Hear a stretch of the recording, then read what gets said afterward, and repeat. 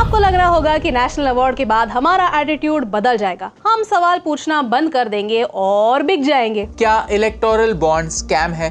The answer is no. क्या electoral bonds अच्छे intention से सामने लाए गए थे?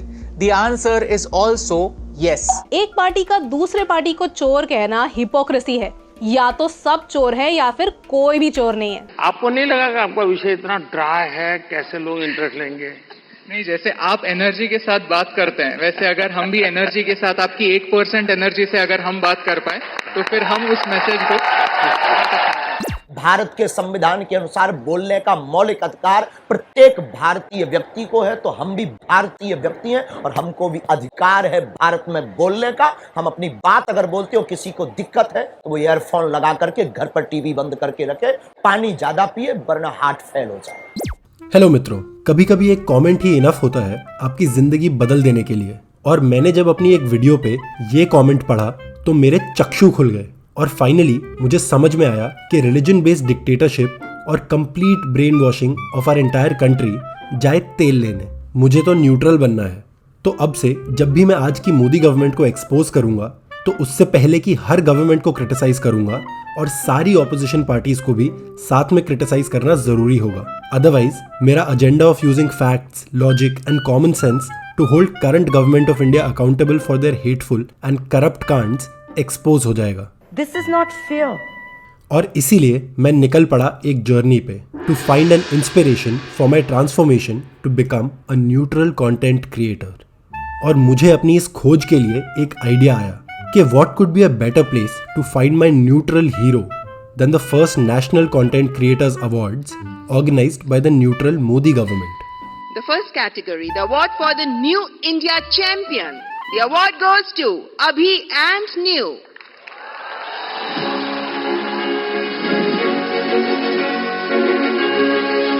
They are pioneers in shaping the perspective of New India. और मुझे इन दोनों को देख के न जाने क्यों एक बहुत ही स्ट्रॉन्ग न्यूट्रल वाइब के दिव्य दर्शन होने का एहसास हुआ और इसीलिए मैं इनके YouTube चैनल पे पहुंचा। आपको लग रहा होगा कि नेशनल अवार्ड के बाद हमारा एटीट्यूड बदल जाएगा, हम सवाल पूछना बंद कर देंगे और बिक जाएंगे। Thank you so much for all the faith that you have shown in us, but you are wrong. तो ये सुन के मैं कन्विंस हो गया कि यही न्यू इंडिया के न्यूट्रल चैंपियंस हैं जिन्होंने पीएम मोदी से नेशनल अवार्ड्स मिलने के बाद भी मोदी गवर्नमेंट के इलेक्टोरल बॉन्ड स्कैम पे वीडियो बनाई। इलेक्टोरल बॉन्ड्स को कुछ लोग दुनिया का सबसे बड़ा स्कैम कह रहे हैं। क्या है इसका सच और इससे हमें क्या फर्क पड़ता है, आइए जानते हैं आज के इस वीडियो में। और इस एक ही वीडियो से मानो मुझे न्यूट्रल बनने की एक मास्टर क्लास मिल गई। स्टेप बाय स्टेप बताता हूँ। तो न्यूट्रल दिखने की इस जर्नी में सबसे पहले मैंने ह्यूमिलिटी सीखी, यानी कि स्कैम को स्कैम बोलने वाले आखिर हम होते ही कौन है। ना तो हम मोदी जी की तरह कोई अदर वर्ल्डली एनर्जी वाले भगवान के अवतार हैं और ना ही सुप्रीम कोर्ट ऑफ इंडिया। अगर आप सुप्रीम कोर्ट की फाइनल जजमेंट पढ़ेंगे तो आपको नोटिस होगा कि उन्होंने भी स्कैम इस शब्द का इस्तेमाल एक भी बार नहीं किया। क्या इलेक्टोरल बॉन्ड स्कैम है? The answer is no, क्योंकि सुप्रीम कोर्ट की फाइनल जजमेंट में भी स्कैम इस शब्द का एक भी बार इस्तेमाल नहीं हुआ है। ये बात बिल्कुल सही है। सुप्रीम कोर्ट ने भी एक्चुअली यही कहा था कि इलेक्टोरल बॉन्ड्स एक ऐसी स्कीम है जो वोटर्स के राइट टू इन्फॉर्मेशन को छीन लेती है, शेल कंपनीज के थ्रू मनी लॉन्ड्रिंग इनेबल करती है, ब्लैक मनी और फॉरेन फंड्स को पॉलिटिकल पार्टीज के बैंक अकाउंट में आने का एक आसान जरिया बनती है और इसीलिए इसे इमीडिएटली बंद करना होगा और इस स्कीम के द्वारा अब तक सारी छुपाई गई डिटेल्स पब्लिक करनी होंगी ताकि ये पता लग पाए कि कितने और किस प्रकार के स्कैम्स हुए थे ये बॉन्ड्स की स्कीम यूज करके। क्योंकि अब तक इलेक्टोरल बॉन्ड से रिलेटेड डेटा ही पब्लिक नहीं था तो किसी स्कैम का पता लगना भी इम्पॉसिबल था। पर अब सुप्रीम कोर्ट के स्कीम को स्ट्राइक डाउन करने के बाद जब डेटा बाहर आया है तो अब इससे रिलेटेड स्कैम्स को इन्वेस्टिगेट करने का काम ईडी और सीबीआई जैसी इन्वेस्टिगेशन एजेंसीज का बनता है। और जैसा हम सब जानते हैं कि मोदी के न्यू इंडिया में ईडी और सीबीआई सिर्फ ऑपोजिशन पार्टीज के स्कैम्स को ही इन्वेस्टिगेट करने में इंटरेस्टेड होता है, क्योंकि ऑपोजिशन को खत्म करके वन पार्टी सिस्टम भी तो लाना है। You're right. पर अभी और न्यू की ये बात बिल्कुल सही है कि मोदी गवर्नमेंट के स्कैम को जब तक सुप्रीम कोर्ट स्कैम ना बोले तो वो कैसे बोल सकते हैं। दिल्ली के सीएम अरविंद केजरीवाल जी को अरेस्ट किया गया है। लिकर पॉलिसी स्कैम केस में वो ईडी के हिरासत में है। लिकर स्कैम के इन्वेस्टिगेशन के लिए दिल्ली के liquor scam, liquor policy scam, Delhi के liquor scam, liquor scam. Neutral रहना यही सिखाता है कि सिर्फ उस अलेजिड स्कैम को स्कैम बोला जा सकता है जहां आरोप ऑपोजिशन पार्टीज पे ईडी या सीबीआई या भाजपा लगाए। क्या इलेक्टोरल बॉन्ड स्कैम है? The answer is no. फिर सेकेंडली मैंने अभी और न्यू से न्यूट्रल बनने की दूसरी निंजा टेक्निक सीखी और वो ये कहती है कि चाहे इलेक्टोरल बॉन्ड की स्कैमी स्कीम कोई भी लाया हो, ये तो मोदी ने इलेक्टोरल बॉन्ड बनाया था, पर न्यूट्रल दिखने के लिए इसकी जिम्मेदारी और इसका ब्लेम हर पॉलिटिकल पार्टी पे डालना जरूरी है। यानी अगर अज्यूम किया जाए कि ये सारे पैसे भ्रष्टाचार के पैसे हैं तो सारे पार्टीज चोर हैं। एक पार्टी का दूसरे पार्टी को चोर कहना हिपोक्रेसी है। या तो सब चोर है या फिर कोई भी चोर नहीं है। 1000 रुपए की चोरी और 6000 रुपए की चोरी में सिर्फ अमाउंट का फर्क है, चोरी का नहीं। बिल्कुल सही। तो ऑडियंस, आपके लिए भी ये सीखना बहुत जरूरी है कि कल को कोई आपसे पूछे कि एक लोकल ट्रेन के जेब कतरे में और विजय माल्या, नीरव मोदी और ललित मोदी जैसे स्कैमस्टर्स में क्या फर्क है, तो आपको न्यूट्रल बनके यही कहना होगा कि इन दोनों टाइप के चोरों की चोरी में सिर्फ अमाउंट का फर्क है, चोरी का नहीं। तो एक न्यूट्रल कंटेंट क्रिएटर बनने का तीसरा प्रिंसिपल जो मुझे अभी और न्यू से सीखने का सौभाग्य प्राप्त हुआ वो ये है कि नेगेटिविटी कम करिए। हमें ऐसा लगा कि भारत की जो इमेज बन रही है, जो छवि बन रही है, वो बहुत सारी नेगेटिव बन रही है। यानी never make a negative judgement against the Modi government. फिर क्या हुआ अगर सुप्रीम कोर्ट ने ऐसा जजमेंट 2 महीने पहले ही सुना दिया हो? ये रूट यानी ये तरीका कितना सही है और कितना गलत, ये मामला अभी भी सब जुडिस है, यानी कोर्ट्स ने इस पर फैसला नहीं सुनाया है। They have raised awareness for New India. They have raised awareness. अब चलते हैं उस चौथी निंजा टेक्निक की तरफ जो आज के मोदी के न्यू इंडिया में किसी के लिए भी न्यूट्रल दिखने के लिए बहुत जरूरी है कि हर चीज के दोनों साइड्स देखना बहुत जरूरी है। यानी किसी स्कैम का भी पॉजिटिव साइड ढूंढना चाहिए और ना कि सिर्फ उसके नेगेटिव साइड पे फोकस करना चाहिए। For example, electoral bond scheme के जिन फीचर्स की वजह से सुप्रीम कोर्ट ने इसे अनकॉन्स्टिट्यूशनल कहा और फ्री एंड फेयर इलेक्शंस के खिलाफ कहा, आप न्यूट्रल बनके उसको इलेक्टोरल बॉन्ड्स की खासियत की तरह भी तो देख सकते हैं ना। जिसे इलेक्टोरल बॉन्ड्स की खासियत ये थी कि खरीदने वाले को ये अश्योरेंस दिया गया था कि ये बॉन्ड्स अनोनिमस होंगे, यानी किसने किसे डोनेट किया है और कितना डोनेट किया है ये कभी पता नहीं चलेगा। इलेक्टोरल बॉन्ड्स की खासियत ये थी, मालूम नहीं इनको कौन ये सब लिख कर देता है। अब वीडियो के इस पॉइंट में आप में से कई लोग जो बायस टुवर्ड्स द ट्रूथ हैं वो शायद वीडियो बंद करने के मूड में हो, पर मैं आपसे एक ही रिक्वेस्ट करूंगा कि आप वीडियो एंड तक देखिए ताकि आपको मेरा इंटेंशन यानी नियत समझ आ जाए। और इसी से चलते हैं उस 5वीं चीज की तरफ जो आपके न्यूट्रल दिखने के लिए बेहद आवश्यक है, which is never doubt Modi और मोदी गवर्नमेंट्स इंटेंशंस। यानी मोदी या भाजपा की नियत पे आप कभी शक मत कीजिए। क्या इलेक्टोरल बॉन्ड्स अच्छे इंटेंशन से सामने लाए गए थे? The answer is also yes. आपको याद ही होगा कि कैसे डीमोनेटाइजेशन में भी पूरे देश ने पर्सनल प्रॉब्लम्स झेल के जनता को अपना खुद का मेहनत से कमाया पैसा बचाने के लिए कितनी ही मुशक्कत करनी पड़ी हो, पर कभी भी मोदी जी की नियत पे उन्होंने शक नहीं किया। मैंने सिर्फ देश से 50 दिन मांगे हैं, 50 दिन। और इसी की वजह से आज हम देख सकते हैं कि कैसे इंडिया में ब्लैक मनी पूरी तरह से गायब हो चुका है और हमारे देश का सारा पैसा फेयर एंड लवली हो चुका है।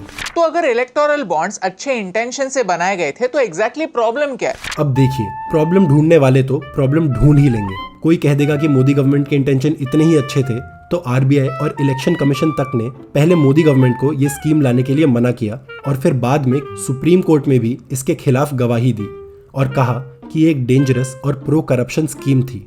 पर अभी और न्यू, आप टेंशन मत लीजिए, आप नेगेटिविटी के अगेंस्ट अपनी न्यूट्रलिटी की जंग जारी रखिए। बहुत शुभकामनाएं, बहुत सेवा करते रहिए। तो अगर इलेक्टोरल बॉन्ड्स अच्छे इंटेंशन से बनाए गए थे तो एग्जैक्टली प्रॉब्लम क्या है? आपने फील्ड चैलेंजिंग चुना है लेकिन देश के लिए बहुत जरूरी है। मेरी तरफ से बहुत बधाई।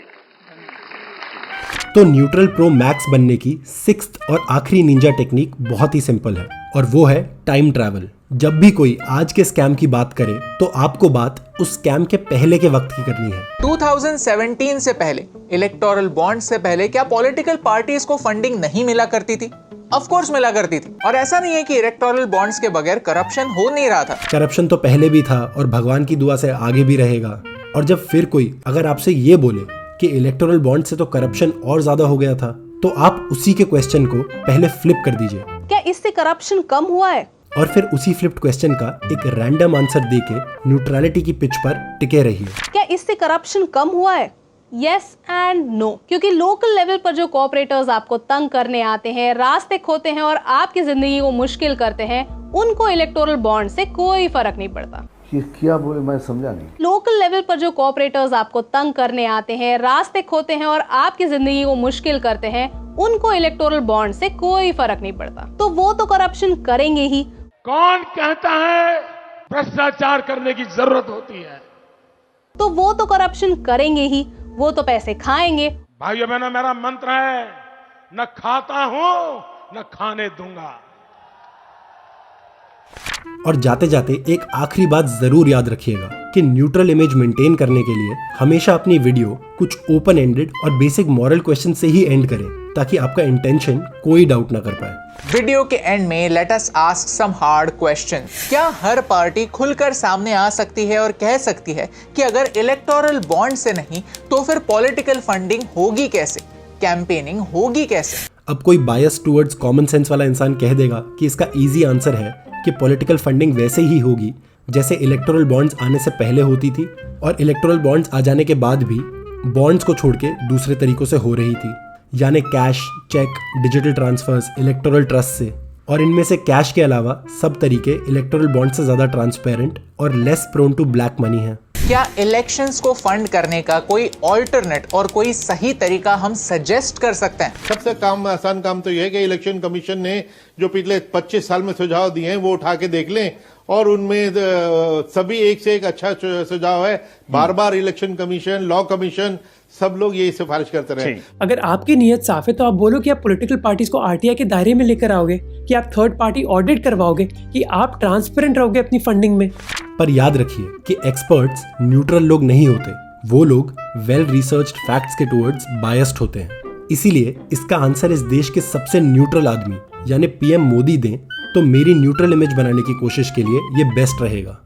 कि मोदी जी एक ऐसे इंसान हैं जिसके पास अपना कुछ नहीं है, और आप कहेंगे तो 10 करोड़ परिवारों से फंड जरूर मिलेगा। गरीब से गरीब व्यक्ति भी इस बार भाजपा को धन देने के लिए उमंग से आगे आएगा। और हम तय करें मित्रों, हिंदुस्तान के सामान्य नागरिक के धन से हम चुनाव लड़ेंगे। जैसे आप एनर्जी के साथ बात करते हैं, वैसे अगर हम भी एनर्जी के साथ आपकी 1% एनर्जी से अगर हम बात कर पाए तो फिर हम उस मैसेज को थैंक यू। तो मेरे प्यारे मित्रों, आई होप आप सब रैशनल, लॉजिकल, कॉमन सेंस के टुवर्ड्स बायस्ड लोगों को ये समझ आ गया होगा कि मोदी के न्यू इंडिया में न्यूट्रल कैसे रहा जाता है और नेशनल अवार्ड्स कैसे जीते जाते हैं। यानी देश का नुकसान करो और खुद का और नेता का फायदा। कांग्रेचुलेशंस। इस वीडियो के सामने आने के बाद सवाल तो बनता ही है, अगर हम करें तो करें क्या, बोले तो बोले क्या? वाह मोदी जी, वाह वाह वाह। I hate to say this, I absolutely do. आप जो मेरी आलोचना करते हैं वो मेरे लिए बहुत बड़ा खजाना है, वो मेरे लिए गोल्ड माइन है। As we approach elections, the collective IQ of everyone is so low कि हम सिर्फ politics और dirty politics पर ही focus करते हैं, because politics is that useless and dirty of a space. सबको बस गंद फैलाना है, सबको बस कीचड़ उछालना है, किसी को भी logic, facts और figures के साथ debate नहीं करना, बस emotional बकवास करना है, and then we wonder why this country does not progress. Remember this, we get the leaders we deserve. Online conversations देखिए, कमेंट्स की क्वालिटी देखिए, इन सब से जो कलेक्टिव आईक्यू लोअरिंग हुआ है उसका इम्पैक्ट कॉन्वर्सेशंस में भी दिखता है। अकाउंटेबिलिटी किसी को भी नहीं चाहिए, बस बिना डायरेक्शन कॉन्वर्सेशन करना है, and this is what I hate. आप लोग रोना बंद कीजिए, मेरे तक आवाज आ रही है।